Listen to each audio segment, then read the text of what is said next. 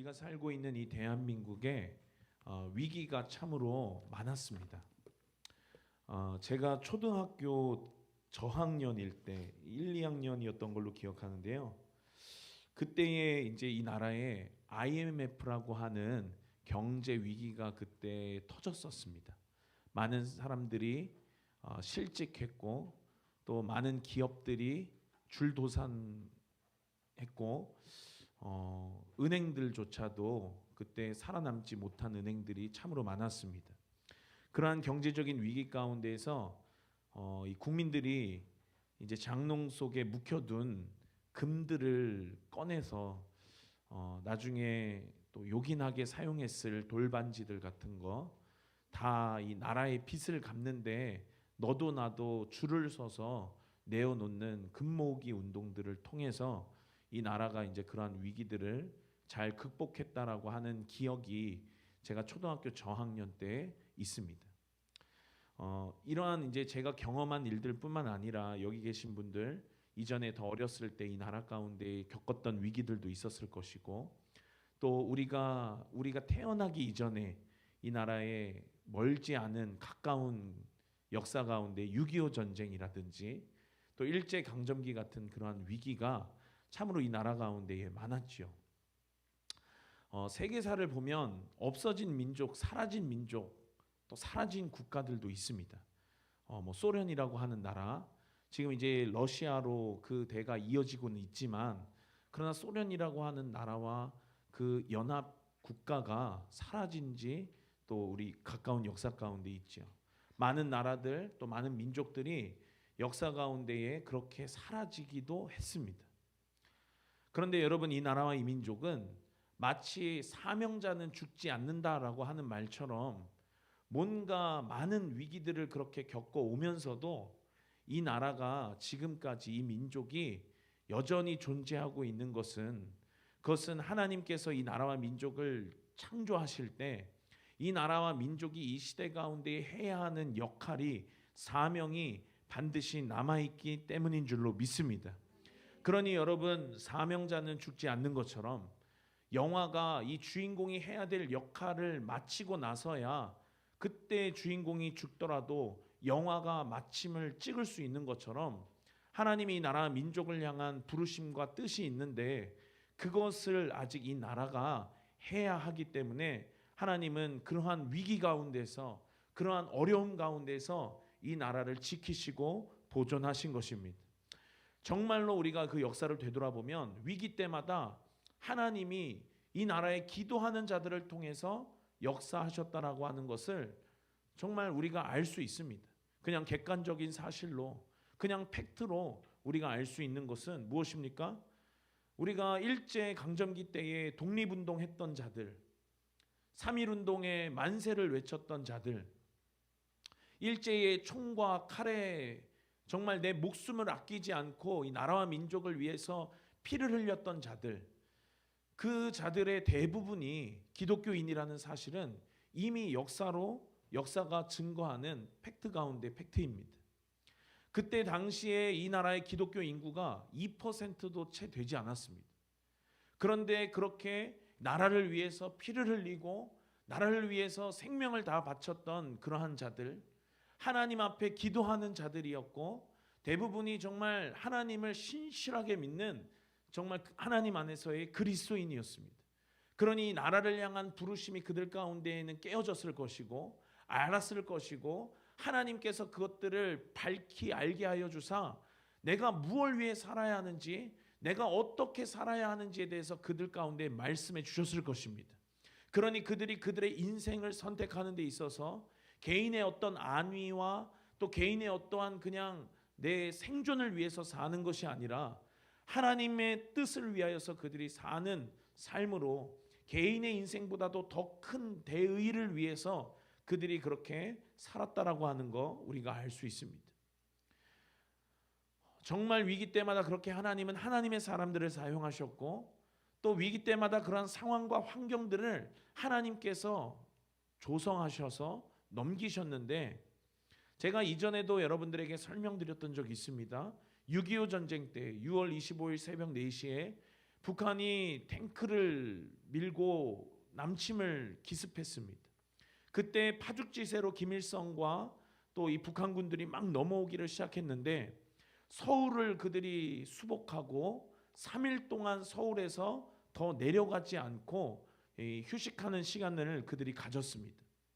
그런데 결국 결과론적으로 보면 이 3일의 시간 때문에 정말 기습 남침을 당했던 국군들, 휴가 가고 군대를 비웠던 그러한 국군들이 복귀하고 그들의 전열을 다시금 잡을 수 있는 그러한 시간이 이 3일이었고, 또 미국의 스미스 부대라고 하는 이 미군 부대가 또 투입되어지고 반격을 준비할 수 있는 그러한 시간으로 그들이 벌었던 3일이었습니다.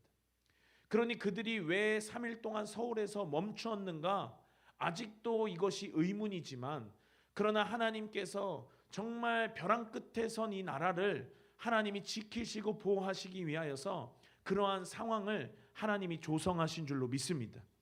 그때 여러분, 이승만 대통령의 영부인이었던 이 오스트리아계 유대인인 프란체스카 여사가 이 나라와 이 민족을 위해서 얼마나 기도했는지 그녀의 일기를 보면 그 기도들이 너무나도 자세하게 나와 있습니다.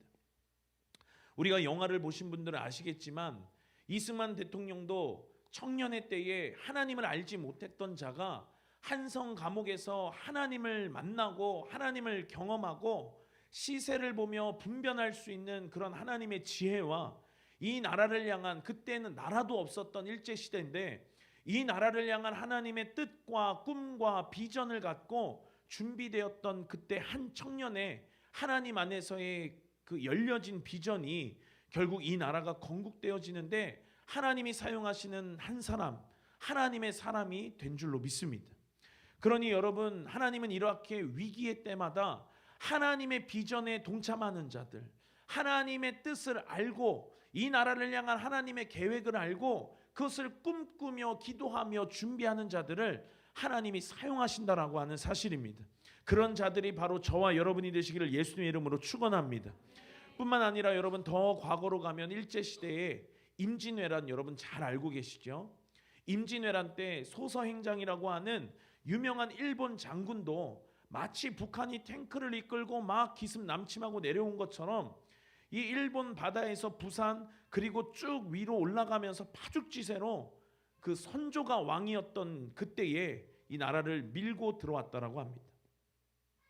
그때의 선조가 자기 아버지 나라인 중국, 당시에 이 명나라로 망명하겠다라고 그때 그렇게 선조가 왕이 선택하려고 했던 것을 유성룡이라는 사람이 이거를 간신히 붙잡아 두고 했다라고 하는 역사도 있죠.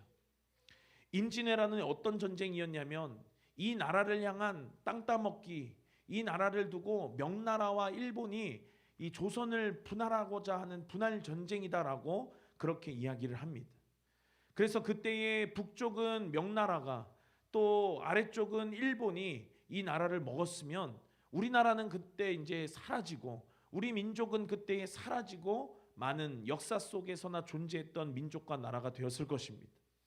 그러나 아까도 말씀드린 것처럼 이 나라를 향한 하나님의 뜻과 계획이 분명히 있습니다. 그래서 온갖 위기들을 다 넘기게 하셨고 세계가 주목하는 한강의 기적이라고 하는 놀라운 기적을 하나님께서 이 나라 가운데에 부어주사 이 나라로 부강케 하시기도 하셨습니다. 유성룡이 그때 한 이야기가 징비록이라고 하는 책에 나오는데 그때 그 위기를 넘기면서 유성룡이 했던 고백은 무엇이냐면 이것은 사람의 힘으로 된 것이 아니다. 이것은 하늘이 도운 것이다 라면서 천혜로다 천혜로다 그가 그렇게 기록했다라고 합니다. 그러니 뭔가 사람이 할 수 없는 뭔가 그냥 우주 밖에서의 어떠한 힘이 작용해서 그러한 위기들을 넘길 수 있다라고 하는 것. 그는 아직 하나님을 알지 못하는 자였지만 하늘의 은혜라고 그가 그렇게 고백했던 것이 바로 역사입니다. 망해야 될 상황이 끊임없었지만 하나님이 도우시고 지키시면서 보존하신 나라를 지금 저와 여러분이 살고 있는 줄로 믿습니다. 우리 마태복음 24장 14절 말씀 보니까 이 천국 복음이 모든 민족에게 증언되기 위하여 온 세상에 전파되리니 그제야 끝이 오리라 라고 하셨습니다. 하나님께서 태초에 이 세상을 창조하시면서 빛이 있으라 말씀하셨습니다. 우리 하나님 어떤 하나님이냐면 시작하신 하나님, 알파 하나님이시고, 그리고 이 세상의 모든 역사를 마치실 오메가이신 하나님이십니다. 그래서 하나님께서 자신을 말씀하기를 뭐라고 이야기하냐면 나는 알파와 오메가다라고 말씀하셨습니다. 내가 시작했고 내가 마친다라고 하는 것입니다. 그리고 그 마치는 때에 관하여서 하나님이 성경 곳곳에서 저와 여러분에게 말씀하여 주고 있습니다. 특별히 제가 나눈 이 24장 14절의 말씀은 무엇이냐면 하나님의 복음이 온 민족에게, 모든 열방에게 이것이 증언될 때에 그때에 그제야 끝이 오리라 라고 하나님이 말씀하시죠. 복음이 열방에, 복음이 모든 민족에게 전해질 때 그때 끝이 온다. 예수 그리스도께서 재림하실 때가 임박했다라고 하는 것입니다. 이제 그 통계가, 또 복음이 전해지는 이 속도가 여러분 엄청납니다.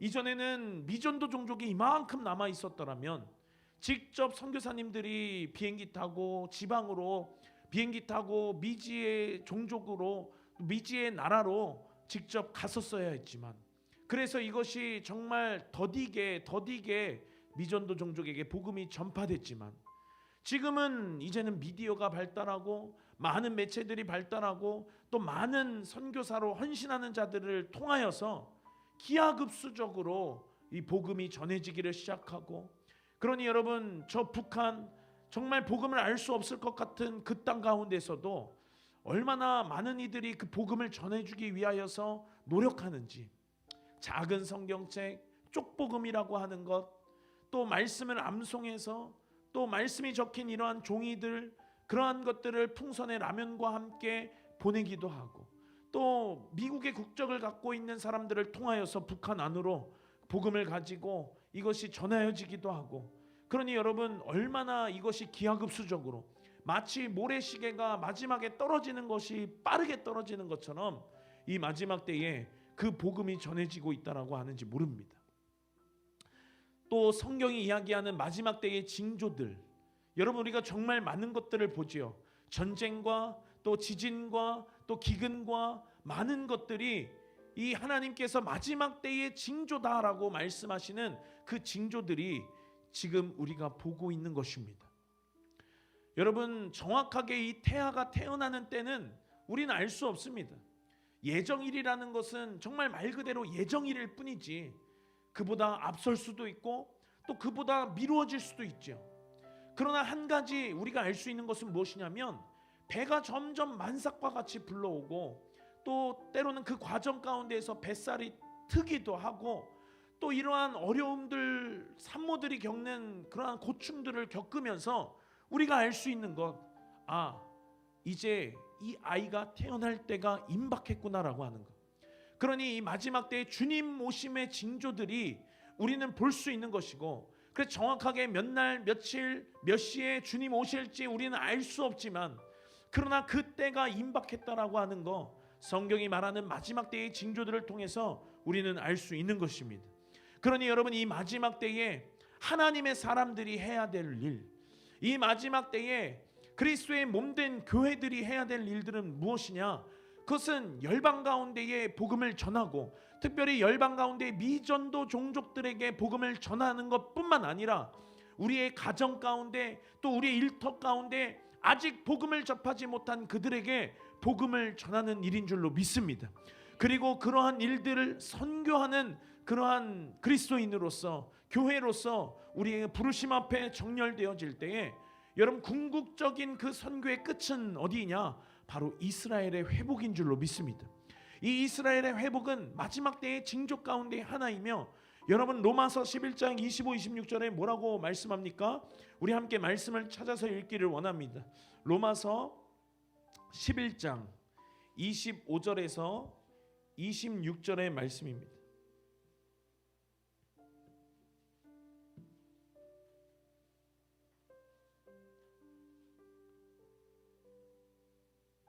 로마서 11장 25절에서 26절의 말씀 함께 한 목소리로 읽겠습니다. 시작. 형제들아 너희가 스스로 지혜 있다 함을 면키 위하여 이 비밀을 너희가 모르기를 내가 원치 아니하노니 이 비밀은 이방인의 충만한 수가 들어오기까지 이스라엘의 덜어는 완악하게 된 것이라. 그리하여 온 이스라엘이 구원을 얻으리라. 기록된 바 구원자가 시온에서 오사 야곱에게서 경건치 않은 것을 돌이키시겠고, 하나님께서 말씀하시기를 이 이스라엘의 회복에 관하여서 얼마나 성경 곳곳 가운데 말씀하셨는지 모릅니다. 그런데 이 이스라엘이라고 하는 것, 여러분 이전에는 있었지만 그러나 이 나라가 우리 일제 강점기처럼 사라졌었습니다. 전 세계의 디아스포라 유대인으로서 이 나라의 사람들이, 유대인들이 전 세계로 다 흩어져서 살았었습니다. 그래서 그 이전에 신학을 하신 분들은 성경에서 이 이스라엘에 대한 예언을 어떻게 해석하여야 하는가, 지금에서처럼 이스라엘이라고 하는 이 현대 이스라엘 국가가 없기 때문에 그들에게는 이것이 늘 문제거리였습니다. 그래서 야, 이스라엘은 그냥 믿는 모든 자들을 다 지칭하는 것이다, 또 이스라엘은 뭘 의미하는 것이다, 뭘 의미하는 것이다 라고 하는 대체 신학들이 이전에는 많이 있었습니다. 그러나 여러분 1948년, 불과 70년 전에 이 1948년 5월에 이스라엘이라고 하는 국가가 세워졌습니다.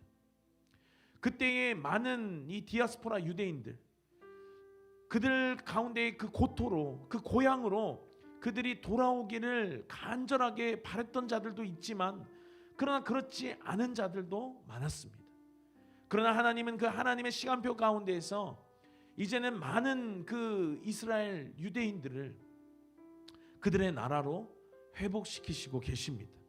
육적으로 그들의 땅으로 회복되어질 뿐만 아니라 영적으로 그들이 하나님을 섬겼던 민족으로, 하나님을 알지 못했던 자들, 이미 조상의 때에는 하나님을 알고 있었지만 그러나 그 다음 세대, 또 그 다음 세대에 하나님을 알지 못했던 유대인들, 그들이 지금 하나님께로 돌아오고 있는 역사가, 이스라엘의 회복의 역사가 지금 우리가 보고 있는 회복의 역사인 줄로 믿습니다. 그리고 그해 이스라엘이 만들어졌던 그 달에 1948년 5월에 바로 이 대한민국도 탄생을 하게 되죠. 아까도 말씀드렸다시피 초대 대통령인 이스만 대통령의 이 영부인인 프란체스카 여사, 그녀도 유대인이었습니다. 미국의 놀라운 복음 전도자인 빌리 그레함 목사님, 그 목사님의 사모님은 어떤 분이냐, 1907년 평양에 대부흥이 있었던 그 현장 가운데 있었던 선교사님의 딸이었습니다.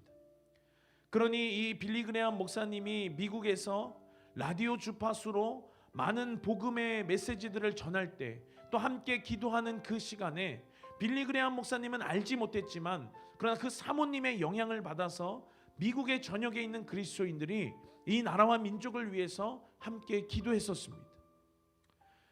러시아와 우크라이나 전쟁 가운데 디아스포라 유대인들, 흩어진 유대인들이 고토로 회복되어지고 고토로 다시 돌아오는 그 역사가 또 어마어마하게 빠른 속도로 지금 진행이 되고 있습니다. 그리고 그 회복되어지는 역사 가운데 알리아 운동이라고 하는 그 운동으로 이스라엘의 그 디아스포라 유대인들이 회복되어지는 그 운동들이 시작되고 있는데, 그 운동들을 주도하는 나라가 어디냐? 바로 대한민국인 것입니다. 많은 전용기들을 띄워서 그들이 이스라엘로 잘 돌아오고 그들이 마을을 만들고 그 마을 가운데, 그 땅 가운데 잘 정착할 수 있도록, 특별히 그 땅 가운데 잘 정착할 뿐만 아니라 예수 그리스도의 복음을 받아들이고 그들이 영접함으로 통하여서 그리스도인으로 진리 안에서 그들이 세워질 수 있도록 많은 사역 가운데 많은 재정적인 또 인적 물적 지원을 아끼지 않는 나라가 바로 대한민국입니다. 그러니 여러분, 이 나라의 부르심이 무엇입니까? 하나도 역사 가운데 우연으로 일어난 일은 아무것도 없습니다. 이 나라의 부르심은 뭐냐? 선교하는 나라가 되는 것, 제사장 나라가 되는 것, 주님 오실 이 마지막 시대에, 마지막 타임에 광야에 외치는 자의 소리와 같이 세례 요한의 사명을 감당하는 나라가 되는 것이 바로 이 나라의 부르심인 줄로 믿습니다. 이 나라의 부르심은 누가 하는 것이냐? 대통령이 하는 것이 아닙니다. 정치인들이 하는 것도 아닙니다. 이 나라의 부르심은 믿는 저와 여러분이 해야 되는 줄로 믿습니다. 대한민국이 시작했던 1948년 5월에 이승만 박사와 국회 부의장 이윤영 목사님과 함께 198명의 의원들이 다 일어나 기도로 시작한 나라가 바로 우리 대한민국입니다. 시작부터 하나님 앞에 구별된 나라였습니다. 그리고 이 나라에 하나님 놀라운 복을 주셨고, 이 나라에 놀라운 부강을 허락하셨고, 이 부르심의 사명을 하나님이 잘 감당하라고 이 나라 가운데에 복 주신 줄로 믿습니다. 그러니 여러분, 대한민국 국민으로 태어난 것은 우리가 선택한 것이 아니죠. 우리가 선택했더라면 그 부르심이라는 것 앞에 우리는 우리의 선택이기 때문에 어느 정도 우리가 취사 선택할 수 있었을 것입니다. 그러나 이것은 하나님께서 저와 여러분에게 이미 태어날 때 우리가 선택한 것이 아니라 하나님이 선택하셔서 이 나라 가운데에 태어나게 하신 것입니다. 하나님이 좌표를 조금만 위로 올리셔서 북한 가운데 태어나게 하셨더라면 그때는 그때 여러분들을 향한 어떠한 부르심이 있었을 것입니다. 그러나 이 나라 가운데 저와 여러분 이 시대에 함께 살게끔, 대한민국 국민으로서 살게끔 하나님이 부르신 그 부르심을 오늘 이 밤에 저와 여러분이 발견하게 되기를 원합니다.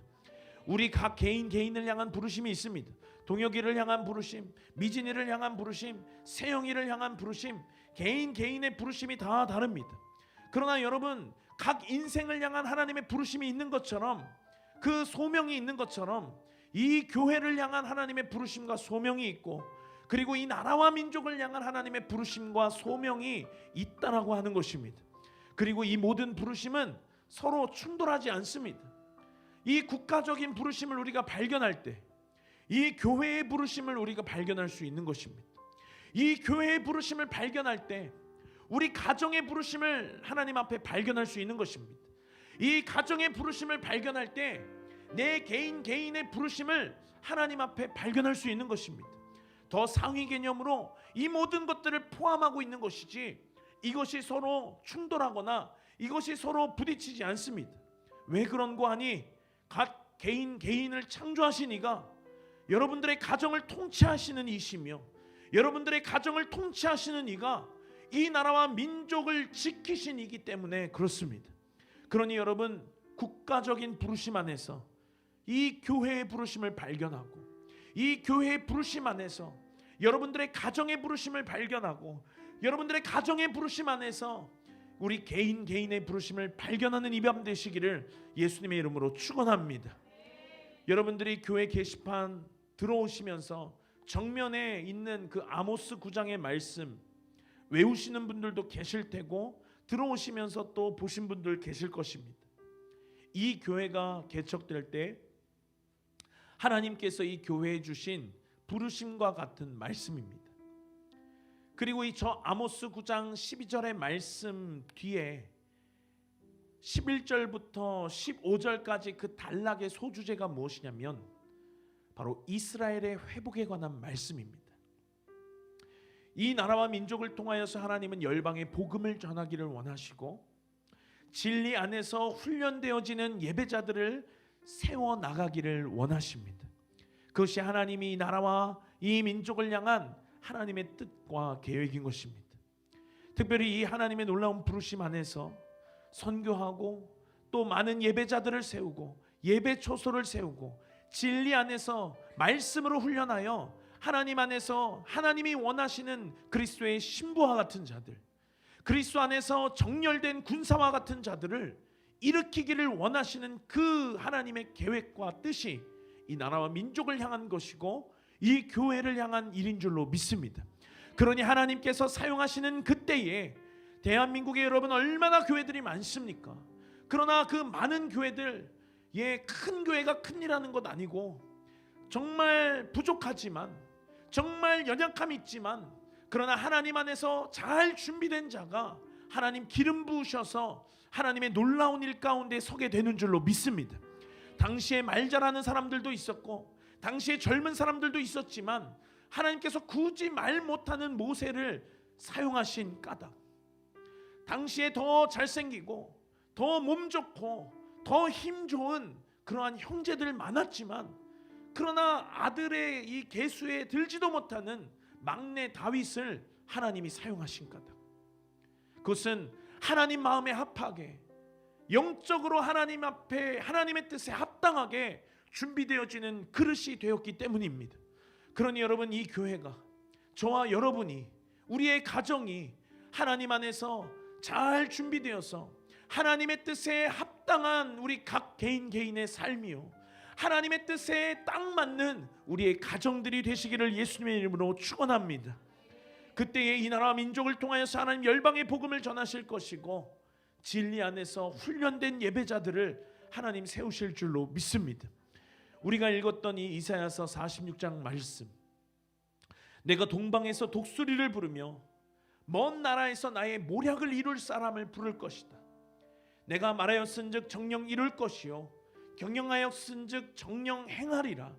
마음이 완악하여 의에서 멀리 떠난 너희여 들으라. 내가 나의 의를 가깝게 할 것인즉 상거가 멀지 아니하니 나의 구원이 지체치 아니할 것이라. 내가 나의 영광인 이스라엘을 위하여 구원을 시온에 베풀리라. 여러분, 이 46장 말씀뿐만 아니라 이사야서 41장에도 52장에도 55장에도 복음이 열방과 또 이스라엘에게로 전해지는 그 예언이 등장합니다. 해 돋는 곳에서 내 이름을 부르는 자들, 먼 나라가, 나의 모략을 이룰 사람이, 네가 알지 못하는 나라가, 동방의 독수리가 기쁜 소식을, 좋은 소식을, 복된 좋은 소식을, 나의 구원을 공포하고 평화를 공포한다라고 그렇게 성경에 기록되어 있고 예언되어 있습니다. 여러분, 이제 우리의 시대에 이 예언은 반드시 성취될 것입니다. 여러분, 이 교회에 주신 포지션, 이번 주 중에 우리 지혜가 그림을 완성하면 저 포지션이라고 하는 칸에, 유일하게 비어있는 그 칸에 이제 독수리 그림이 하나 걸리게 될 것인데요, 하나님이 이 교회에 주신 그러한 포지션은 무엇이냐면 독수리 같은 포지션인 것입니다. 여러분, 우연은 하나도 없는 것입니다. 하나님이 부르신 대로, 하나님이 정하신 대로 그 부르심과 소명 앞에 우리가 정렬될 때에 하나님은 그대로 사용하시는 줄로 믿습니다.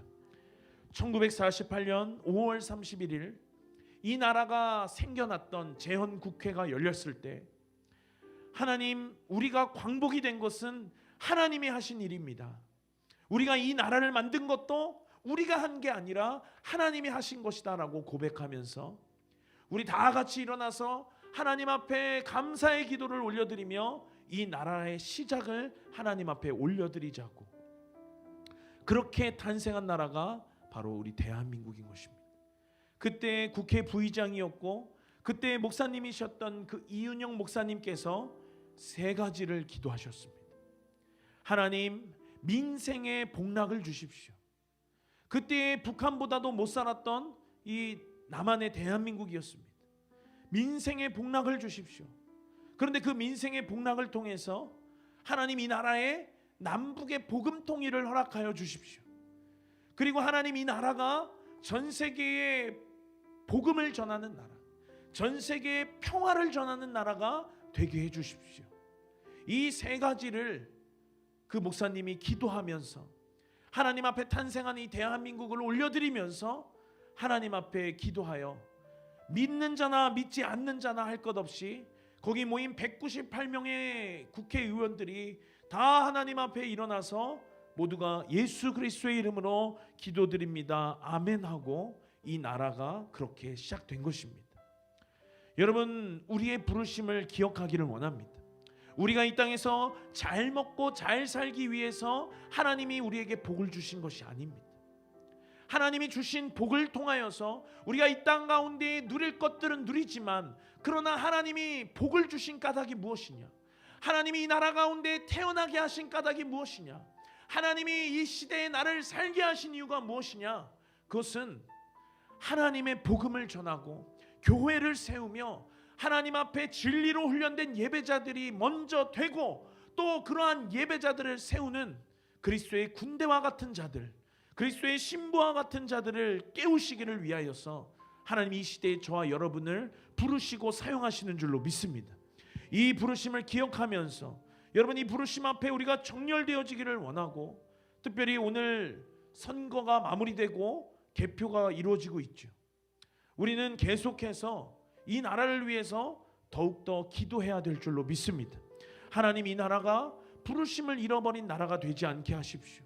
하나님 이 나라 가운데에 앞으로 세워질 많은 정책들과 앞으로 이 나라가 나아갈 방향들 가운데 하나님의 뜻에 반대로 가는 나라가 되지 않게 하시고, 하나님께서 세우신 위정자들을 통하여서 그들의 주변에 하나님의 보이스를 외칠 수 있는 하나님의 사람들을 그들 가운데 붙이셔서 하나님 이 나라와 민족이 하나님이 원하시는 대로 하나님의 뜻대로 나아가는 나라와 민족 되게 하여 주시옵소서라고, 여러분 이 국가적인 중보와 함께 여러분 기도로 함께 하시는 여러분들 되시기를 우리 예수님의 이름으로 축원합니다.